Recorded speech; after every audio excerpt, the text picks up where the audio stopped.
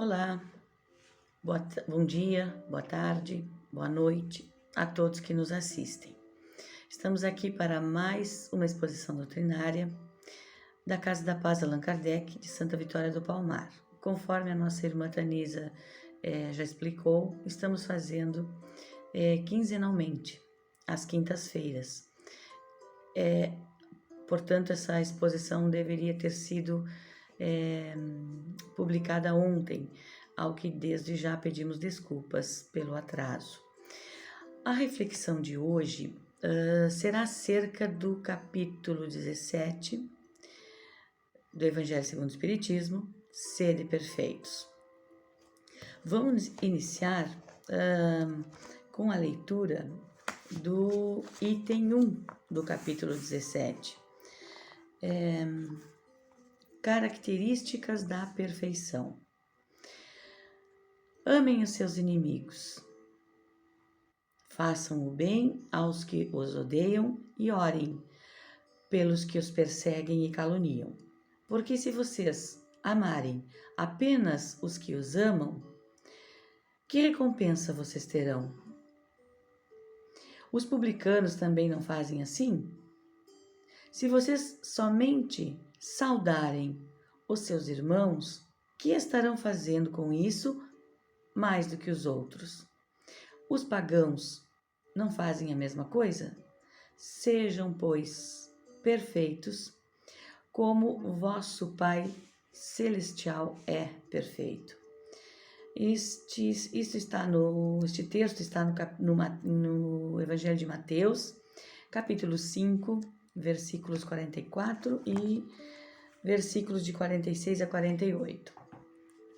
Esta passagem, se fosse levada ao pé da letra, poderia parecer que é possível para nós atingirmos a perfeição absoluta, mas a criatura não pode ser tão perfeita quanto o Criador, porque senão seria igual a Ele, e o que é impossível. A criatura não pode se igualar ao Criador, né? Podemos, sim, alcançar uma perfeição relativa, que é exatamente o que este texto de Mateus vem nos dizer. E nós podemos alcançar essa perfeição relativa ao longo de muitas experiências reencarnatórias e estagiando tanto aqui quanto em outros planos. Claro, se fizermos o que Jesus nos ensinou, amar. Amar não só aos amigos, mas aos inimigos, fazer o bem sempre, até aqueles que não gostam de nós. Orarmos por aqueles que nos perseguem, pois eles precisam de luz, né? Certo que precisam de luz, se são perseguidores, se são maus, não são felizes, são os doentes a que Jesus se referiu quando disse: os que se acham sãos não necessitam de médico, mas os que estão enfermos. E eu não vim aqui chamar os justos, mas os pecadores, para que também eles alcancem a misericórdia de Deus. Então Jesus nos ensinou a sermos caridosos sempre, sendo benevolentes para com todos, indulgentes para com as imperfeições dos outros e perdoando o mal que nos tenham feito. Por quê? O amor ao próximo, até mesmo aos inimigos, é o que nos leva o mais perfeito possível a essa perfeição relativa de que somos capazes de atingir. E por falar em perfeição, vamos refletir um pouco sobre uma questão muito importante. Vejamos bem.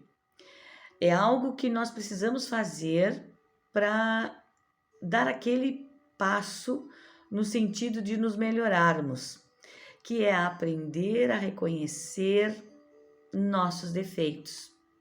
Porque é relativamente simples para nós julgarmos as atitudes e comportamentos das pessoas que estão ao nosso redor.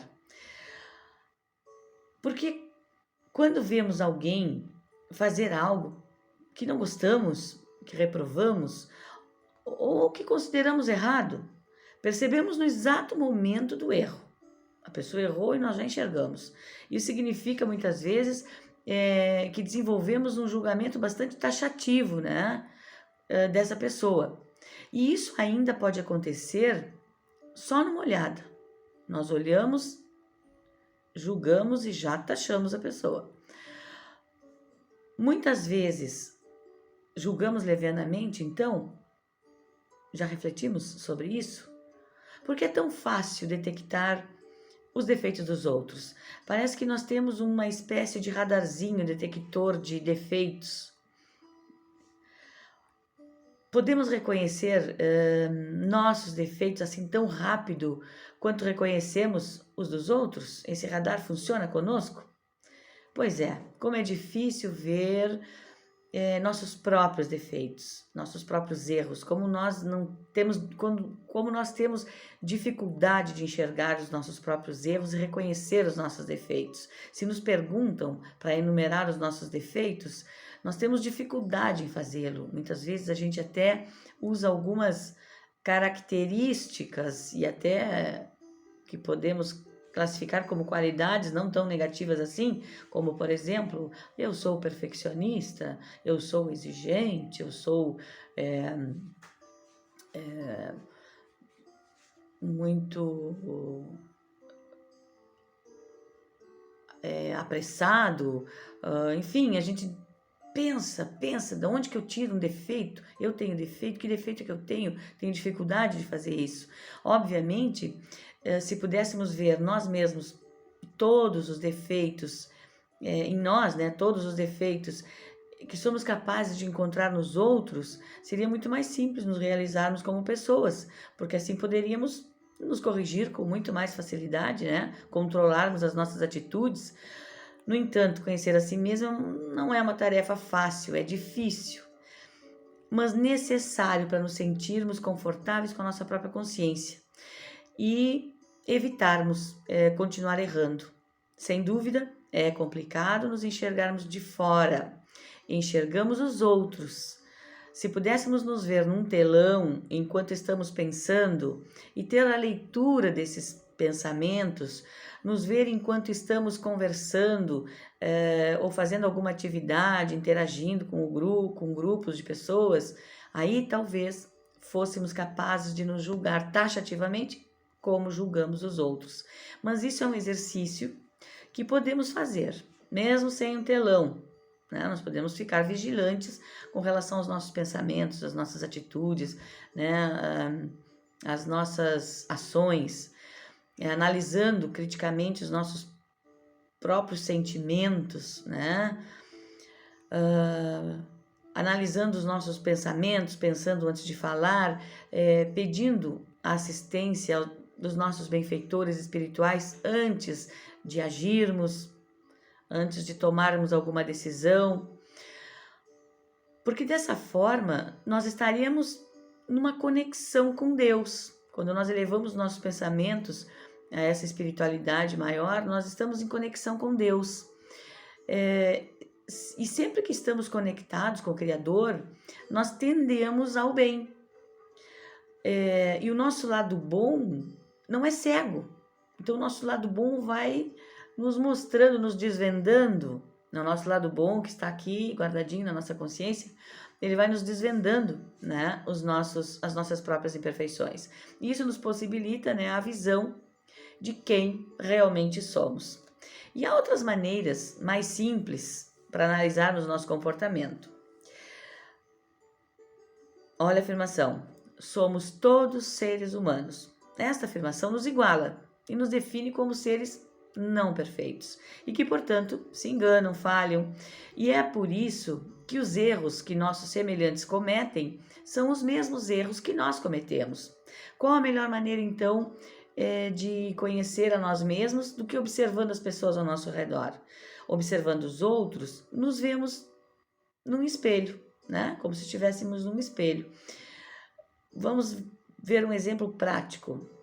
Se nós cruzarmos com uma pessoa que conhecemos, seja onde for, casa, no trabalho, na rua, enfim, qualquer lugar, e essa pessoa nos cumprimenta com frieza, ou com aspereza, ou ainda com indiferença, isso nos incomoda, e aí fazemos um julgamento negativo sobre a pessoa, ou a atitude dela, né? e já taxamos de mal educada, grosseira, indelicada, enfim, ou até julgamos que não gosta de nós. Mas se esse comportamento nos incomodou, como somos todos semelhantes, significa que nós também não estamos livres de agirmos assim com outras pessoas. E elas também poderão não gostar da nossa atitude e nos julgar, nos taxar também de alguma qualidade dessas que a gente não gosta. E muitas vezes somos vistos por uns da mesma forma que vemos outros. Porque se nós reprovamos os outros também nos reprovam. Por que não nos propomos então a sermos sempre cordiais com todos com quem cruzarmos? Estaremos correndo menos riscos de cometer erros, né? De sermos julgados pelas nossas atitudes, independentemente do grau de afinidade que nós tenhamos com as pessoas. Sejamos cordiais com todos. E poderíamos chegar à mesma conclusão se sentimos que uma pessoa é egoísta, soberba, antipática ou narcisista, maldosa. Devemos prestar atenção nas atitudes negativas dos outros, não para julgar, mas para interiorizá-las como regra a não seguir. Se fizermos isso, além de nos descobrirmos como seres humanos, poderemos nos tornar pessoas melhores, o que levará os outros a nos respeitarem e também a nos aceitarem com as imperfeições que ainda não fomos capazes de ver em nós ou corrigirmos, né, em nós mesmos. Podemos dizer então que o melhor espelho que podemos usar para conhecer a nós mesmos são as pessoas. E o que vemos de bom são exemplos a serem seguidos. O que vemos de mal são regras a não seguir. Sede perfeitos, ensinou Jesus. E o item 3 deste capítulo 17, intitulado O Homem de Bem, vai falar muito sobre as características do homem de bem. São muitas as características, difícil de atingirmos, né, em uma única encarnação. Não precisamos reencarnar muitas vezes, né, e seguir evoluindo sempre para atingirmos todas essas características do homem de bem. Mas nos explica que o homem de bem é aquele que pratica a lei de justiça, de amor e de caridade, e que está sempre perguntando à própria consciência se fez aos outros tudo aquilo que gostaria que lhe fizessem. Aceita as situações difíceis que se apresentam na vida, os conflitos de relações, como provas necessárias ao seu amadurecimento espiritual e se esforça para aprender a lidar da melhor forma possível com essas situações, porque nem sempre nós não temos um livro de receitas, né? Nem sempre nós conseguimos lidar com as situações, mas a gente vai corrigindo, né? A gente se comportou de uma maneira que nós mesmos reprovamos num dado momento, a gente vai corrigindo, a gente pode pedir desculpas pelas nossas atitudes, isso é uma forma de corrigir um erro cometido, porque não quer dizer que eu não vai errar, né? Eu vou errar, eu vou agir por impulso em algumas ocasiões, pela minha própria condição de ser imperfeito, eu vou agir de forma inadequada, mas nós sempre temos a oportunidade de pedir desculpas. Se formos desculpados, ótimo, se não formos, paciência, mas nós estamos liberando um sentimento negativo que está dentro de nós quando pedimos desculpas, né? Porque às vezes a gente não se perdoa e a gente também tem que se perdoar, não é? Porque a vida aqui na Terra não é fácil, é difícil mesmo. São tantas as situações que nos afrontam no dia a dia, sejam nas relações, na saúde, nos desafios do trabalho, ou da falta dele também, né? Que precisamos de muita força interior para mantermos o otimismo e a motivação. E aí é que precisamos tomar a decisão de fazermos o bem. Nesse momento precisamos ter uma postura de tomada de decisão. E se a gente vai decidir, que seja pelo bem, nunca pelo mal. Se estamos pensando no mal, nós temos que frear os nossos impulsos e buscar nos conectarmos com aquele lado bom que existe dentro de nós. Porque o homem de bem, segundo esses ensinamentos do Evangelho, procura fazer aos outros aquilo que gostaria que fossem feito a si mesmo, né? Então, obviamente, ele vai procurar fazer bem aos outros, porque nós não queremos o mal para nós, nós queremos o bem. Então, vamos procurar fazer o bem aos outros, desde os mais próximos até os mais distantes. Não pensa somente em si, né? Não fica girando em torno do próprio umbigo. Procura sempre uma forma de ser útil aos outros. Muitas vezes esquece as próprias inquietações envolvido que está nessa prática, né? O homem de bem não discrimina ninguém pela cor, raça, religião, opção sexual ou classe social. Trata a todos como irmãos. Seu guia é a caridade, sincera, sentida na prática, sem esperar reconhecimento ou retribuição. Não fica alimentando mágoas, ressentimentos, nem deseja mal a ninguém. E sempre se esforça para perdoar e esquecer as injustiças ou ofensas que tenha sofrido. Procura compreender as fraquezas dos outros, pois entende que também tem as suas e da mesma forma espera ser compreendido. E por isso mesmo está sempre lutando para combater os seus próprios defeitos. O homem de bem não se orgulha das posses materiais ou intelectuais, né? Não se orgulha de poder mais que os outros, né? Porque ele sabe que tudo pode perder. E os bens materiais são transitórios e perecíveis. E o homem de bem ainda usa os seus bens sem abuso e trata a todos como iguais, respeitando sempre o direito do outro. Porque é fundamental que nós respeitemos o direito dos outros, né? Porque nós queremos que os nossos direitos também sejam respeitados. E algo muito importante que devemos ter em mente é que, se bem interpretado, o Espiritismo leva a todos a serem pessoas de bem, apesar de muitos espíritas não aplicarem esses ensinamentos, mas isso não quer dizer que outros espíritas não apliquem, porque os espíritas são seres humanos com falhas humanas, né? Então, eles falham também. Pode ser que existam ótimas pessoas espíritas e pessoas que não estejam aplicando aqueles ensinamentos que tanto estudam da doutrina espírita. Mas existem os espíritas que compreendem com clareza, compreendem, na verdade, a clareza e a transparência dos ensinamentos da doutrina espírita e os colocam em prática na sua vida diária. Por isso, Kardec nos cientificou que podemos reconhecer o verdadeiro espírita por sua transformação moral e pelos esforços que faz para dominar as suas más inclinações. Jesus ensinou muito por parábolas, e na parábola do semeador nos orientou sobre esse fato de que o conhecimento é dado a todos, mas nem todos compreendem, e é o que acontece com os ensinamentos da doutrina espírita. Vejamos, ainda nesse capítulo 17, o que nos diz, que Jesus nos diz nesta parábola do semeador.